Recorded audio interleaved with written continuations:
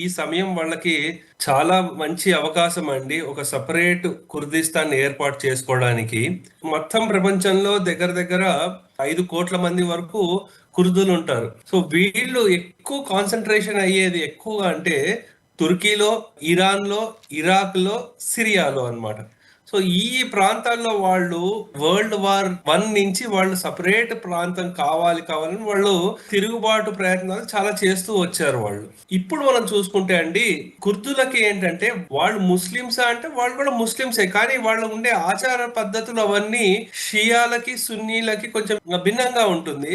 స్త్రీలకి పెద్దపీట ఉంటుంది వాళ్ళకి. మామూలుగా మనం ఆ షియా సున్నీలో చూడం మనం అలా.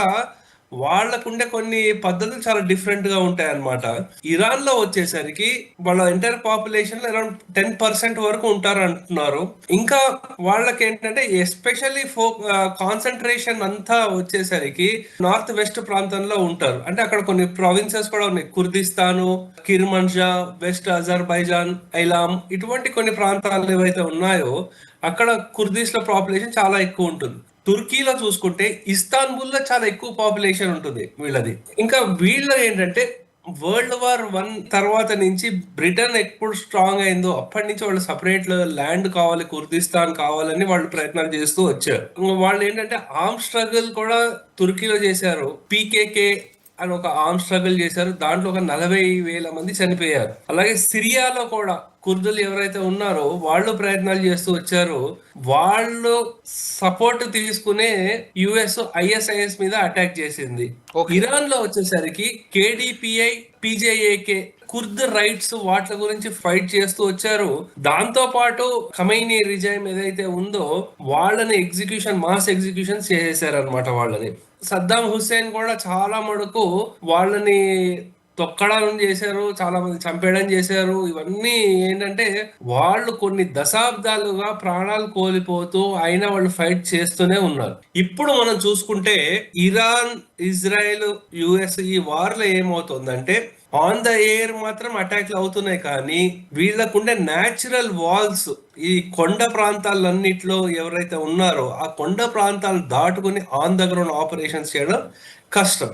అందు గురించి ఈ వెస్టర్న్ ఇరాన్ ప్రాంతంలోంచి మొసాద్, సిఐఏ వీళ్ళకి ఆర్మ్స్ సప్లై చేసి వీళ్ళ మీద తిరుగుబాటు చర్యలకి వీళ్ళు ప్రయత్నాలు చేస్తున్నారు. అది ఎంత వరకు అవుతుందని తెలియదు. అంటే అలా చేయడం వల్ల అడ్వాంటేజ్ ఏమవుతుందంటే ఇరాన్ వాడు ఏంటంటే వాళ్ళ సేనలో ఎంతమంది ప్రాణాలు కోల్పోయినా సరే వాడు పెద్ద పట్టించుకోవట్లే, కానీ ఇజ్రాయెల్ కి యుఎస్ వాళ్ళకి ఏంటంటే అది చాలా పెద్ద నష్టం.